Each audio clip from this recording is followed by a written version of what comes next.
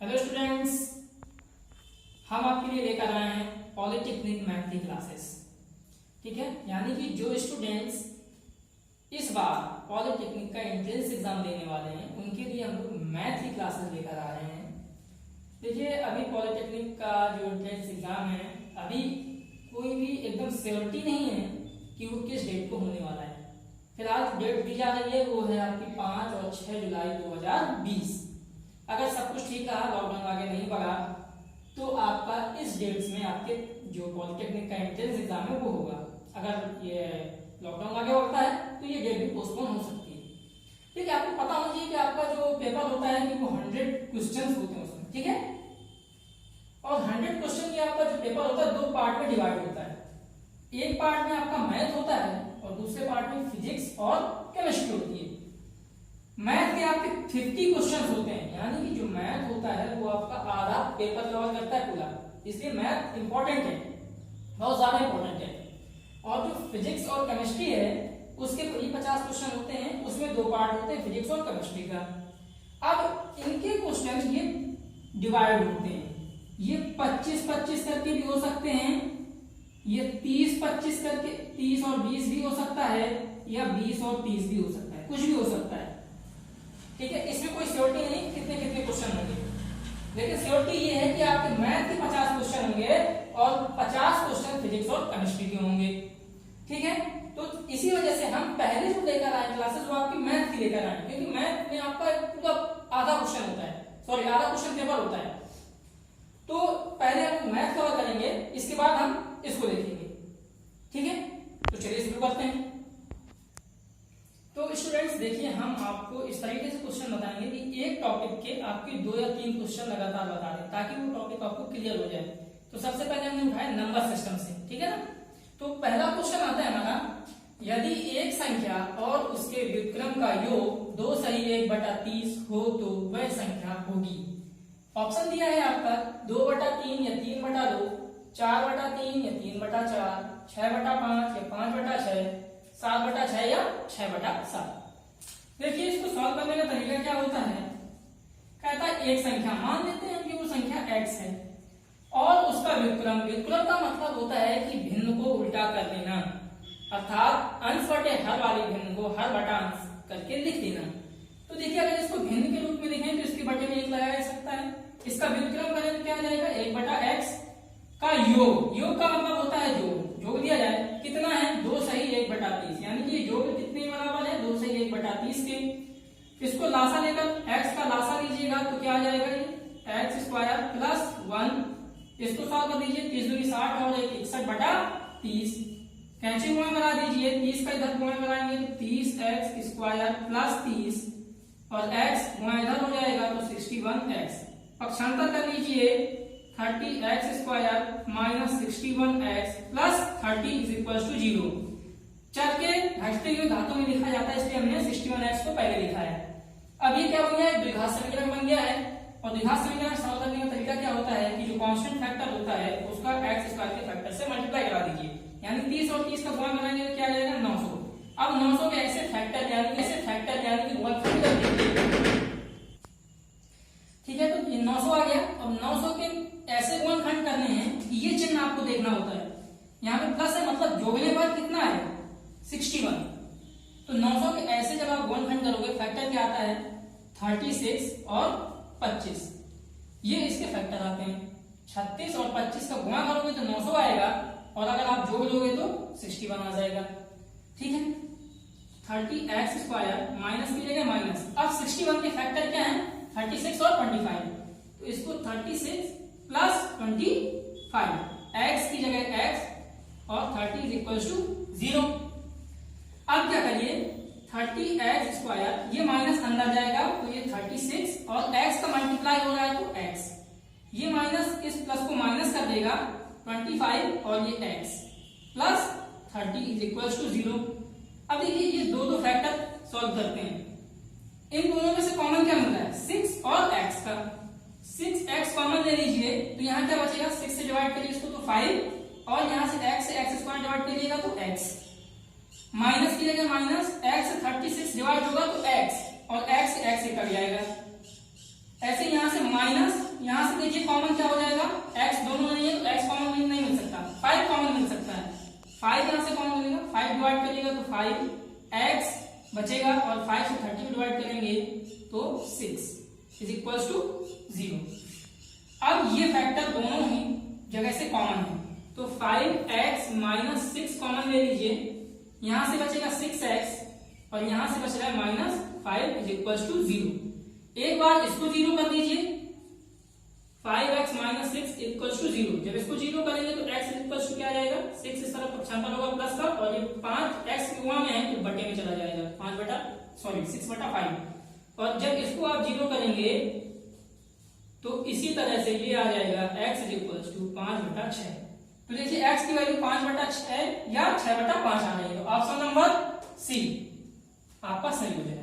अगला सवाल है आपका, 16 को इस प्रकार दो भागों में विभाजित कीजिए कि एक बड़े भाग के वर्ग का 2 गुना छोटे भाग के वर्ग से 164 अधिक हो। ठीक है, इसको सॉल्व कर लेते हैं। देखिए मान लेते हैं कि बड़ा भाग x है, ठीक है, जो बड़ा भाग है वो है x, तो छोटा भाग क्या बचेगा, जितनी संख्या थी उसमें से एक भाग हटा दीजिए तो दूसरा भाग आ जाएगा। 16 थी, 16 में से बड़े भाग को माइनस करने पर छोटा भाग आ जाएगा, तो छोटा भाग आ गया। अब प्रश्न क्या कह रहा है कि बड़े भाग का वर्ग, बड़ा भाग है x, इसका वर्ग यानी स्क्वायर का 2 गुना, तो इसका 2 गुना कर दीजिए।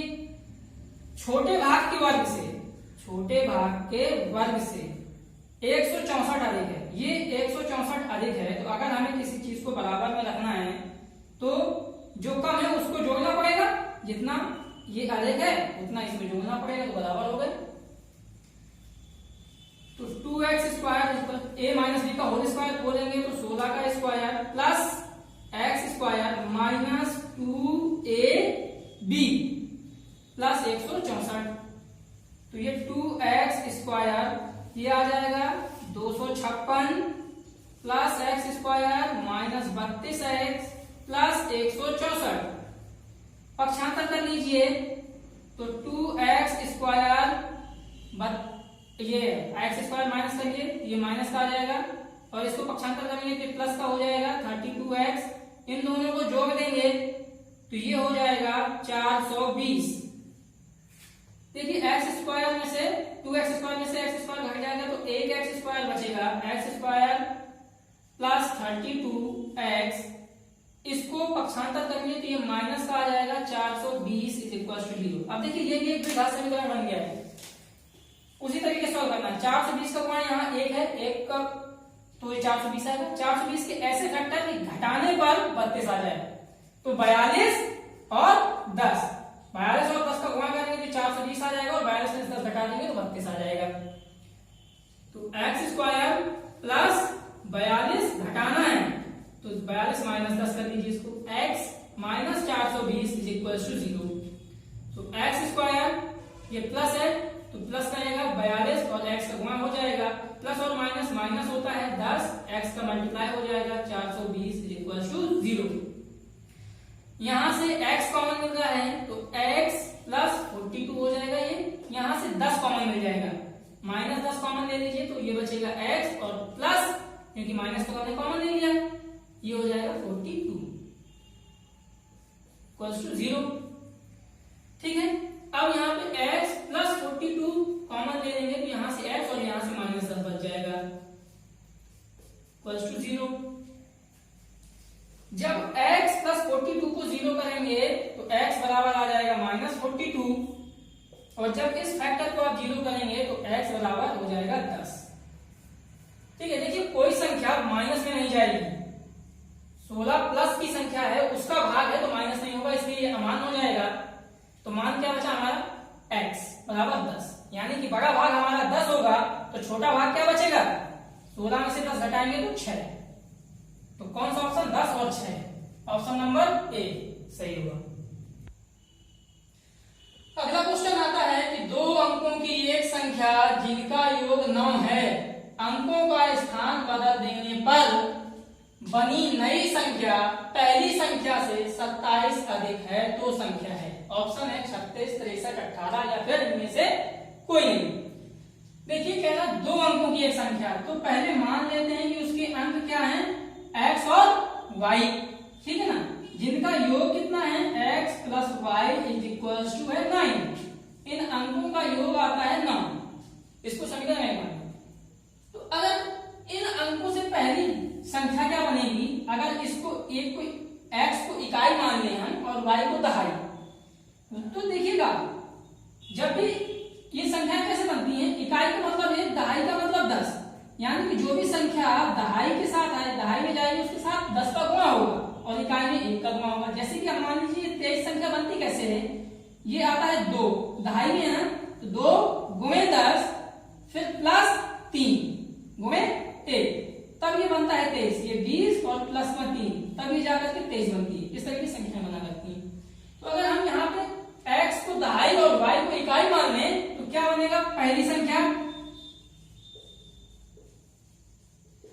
बन जाएगी, x को हम दहाई मान रहे हैं तो x इंटू 10 प्लस y गुणे 1, यानी कि ये बन जाएगी 10x प्लस y। ये पहली संख्या हो गई। फिर देखा अंकों का स्थान बदल देने पर, यानी कि इकाई वाले को दहाई और दहाई वाले को इकाई कर देंगे, तो नई संख्या क्या होने वाली है, बदल दीजिए। y को अब दहाई बना लीजिए और x को इकाई बना लीजिए, तो ये आ जाएगा 10y प्लस x। ठीक है, कह क्या रहा है कि जो नई संख्या है ये वाली 10y प्लस x वाली संख्या जो है, पहली संख्या क्या थी, ये वाली 10x प्लस y से 27 अधिक है, ये वाली अधिक है, तो अगर हमें बराबर में रखना है तो इसको 27 देना होगा ताकि बराबर हो जाए। हो गई, तो 10y plus x is equal to 10x minus y is equal to plus 27।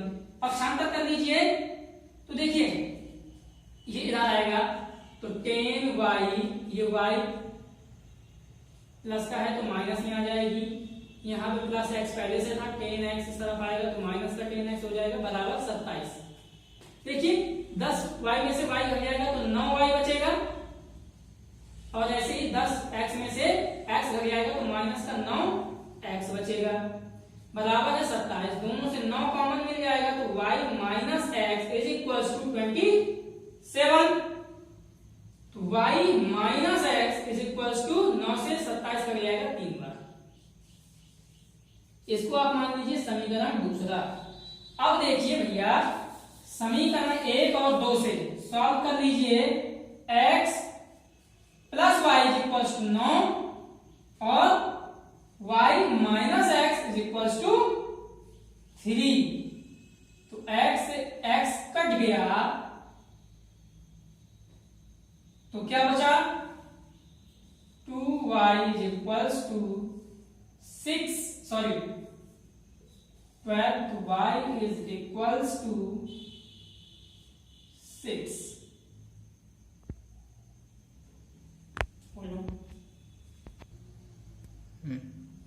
जो y बराबर 6 आ गया तो यहां से देखिए कितना आ जाएगा, x इज इक्वल टू 3। यहां से देख लीजिए 6 यहां रखेंगे, पक्षांतर कर देंगे तो x इक्वल टू 3 आ जाएगा।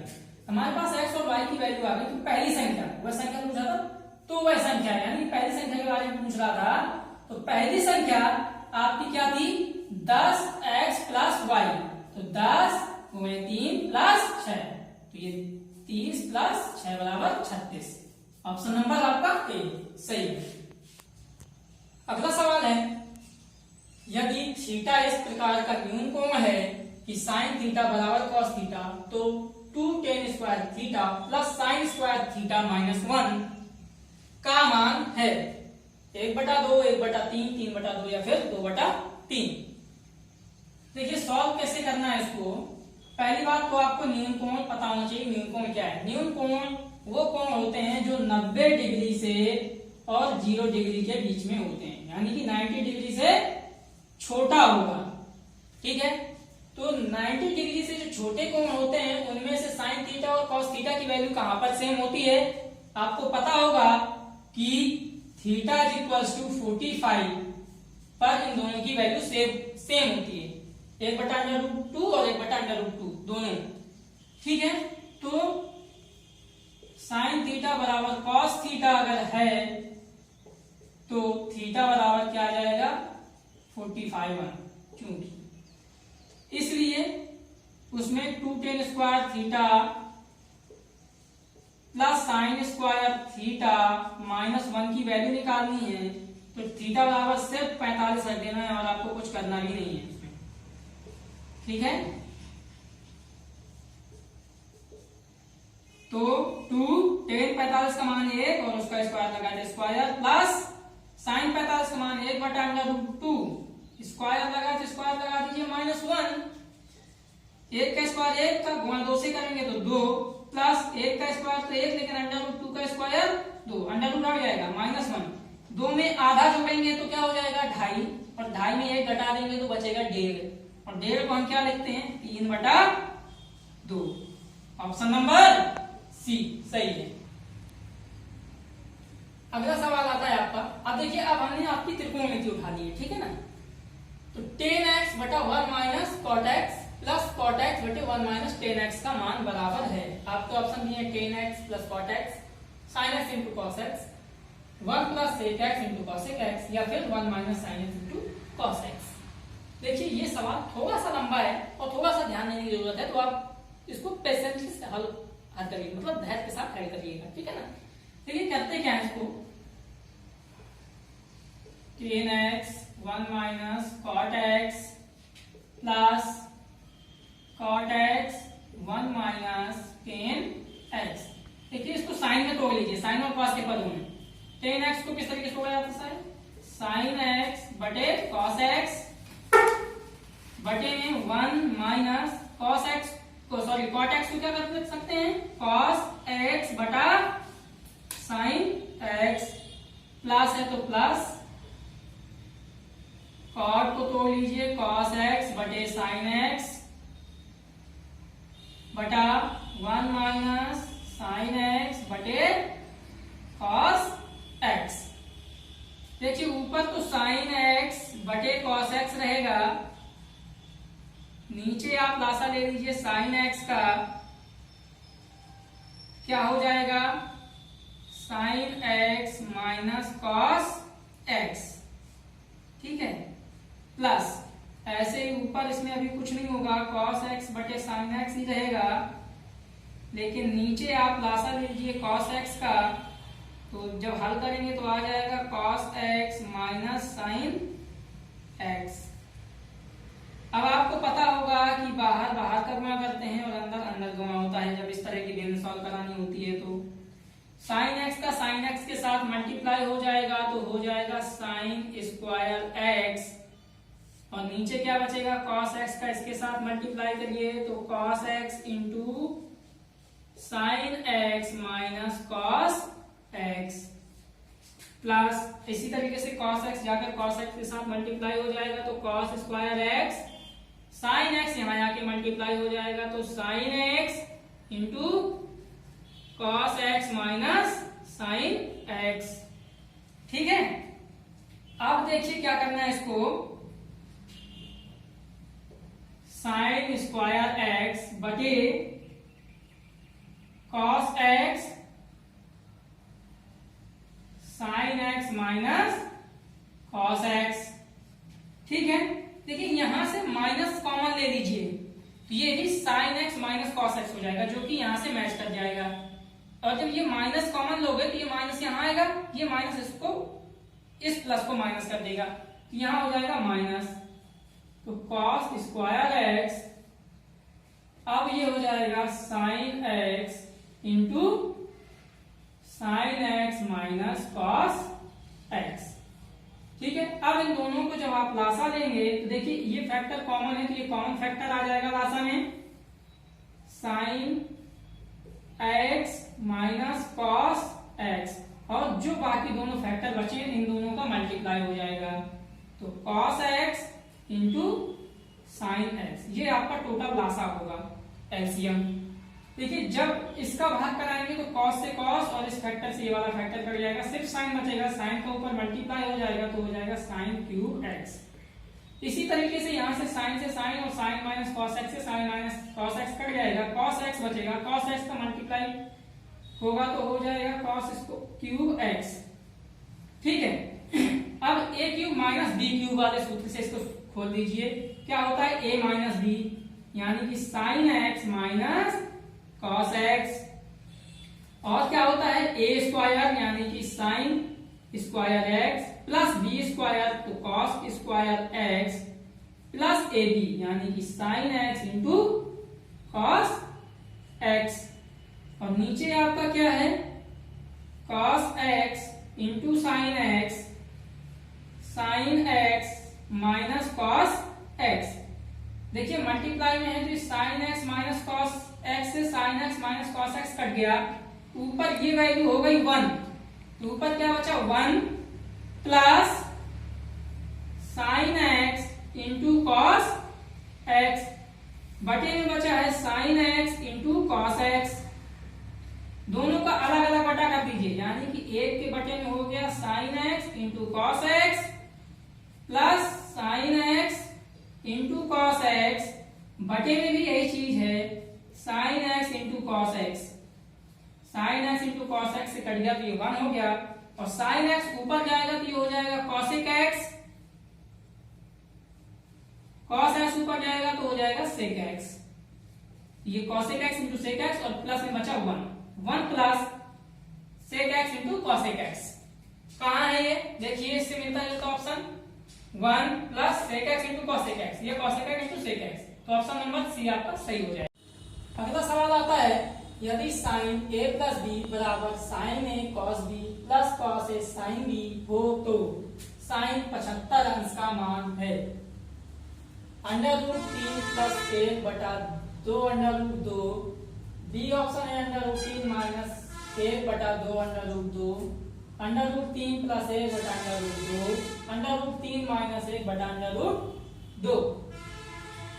देखिए सॉल्व करते हैं। देखिए साइन 75 को इस तरीके से तोड़ना है कि ये दो भागों में बढ़ जाए, ठीक है ना, यानी कि ए और प्लस बी दो भागों में इसको बनाना है।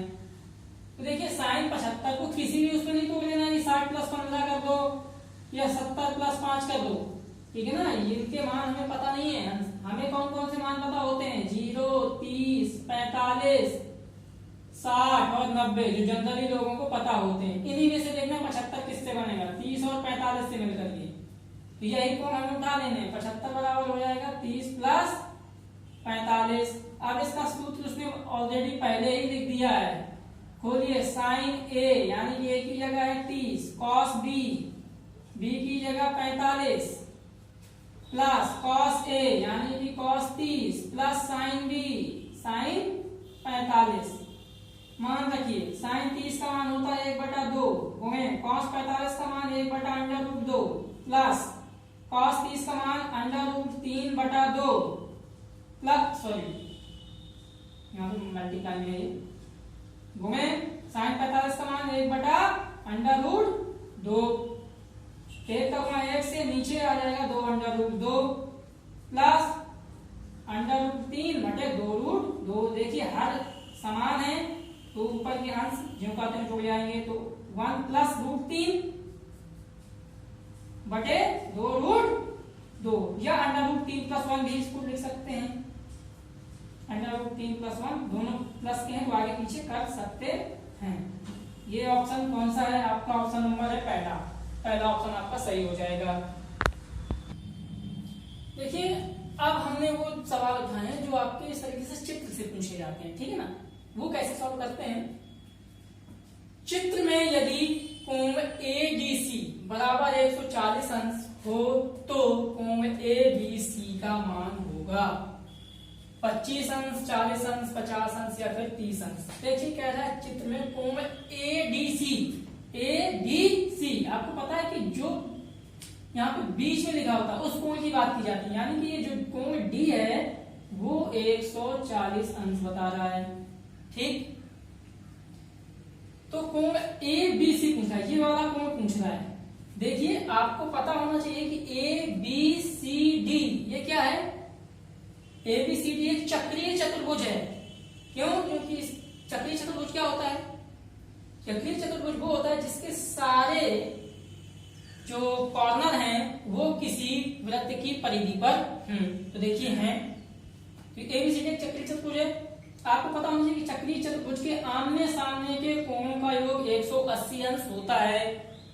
तो अगर कोण डी और कोण बी 180 अंश होने चाहिए थे, 140 अंश ये हो गया, तो ये कितना बचा? 40 अंश। ठीक। अब कोण सी आपका मैं कह रहा हूं कि ये 90 अंश होगा। क्यों होगा?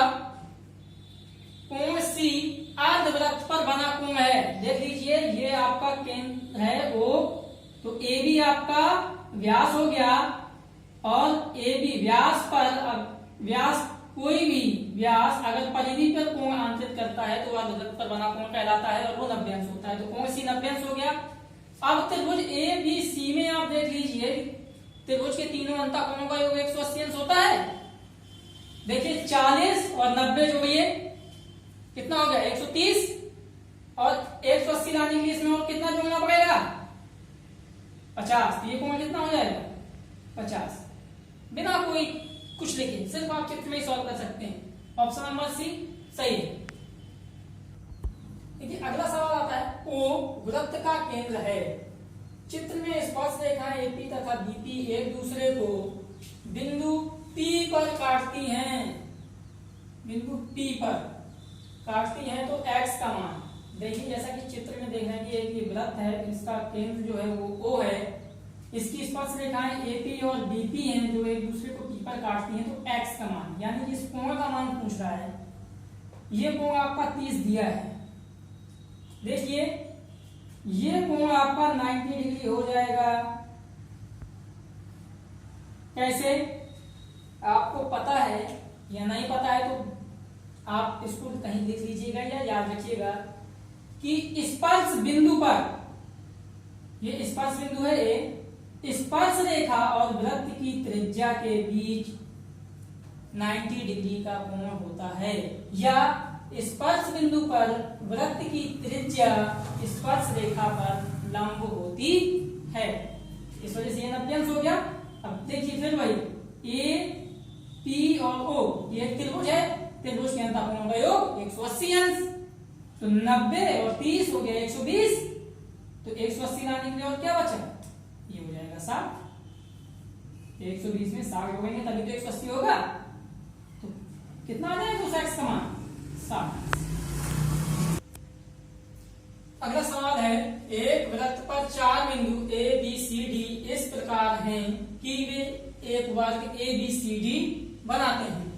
वृत्त का क्षेत्रफल 3850 वर्ग मीटर है, तो वर्ग का क्षेत्रफल क्या है?